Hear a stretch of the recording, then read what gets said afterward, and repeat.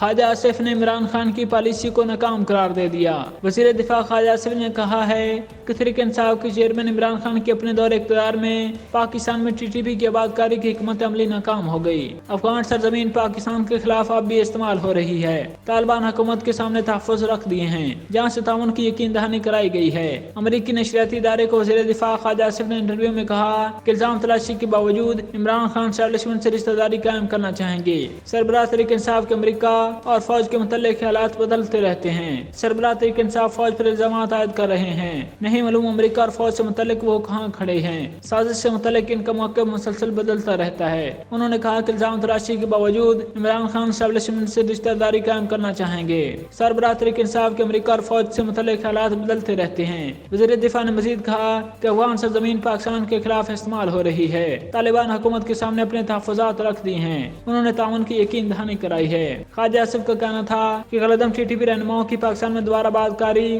عمران خان حکومت کی حکمت عملی تھی جس سے اس وقت کی اسٹیبلشمنٹ کی بھی حمایت حاصل تھی۔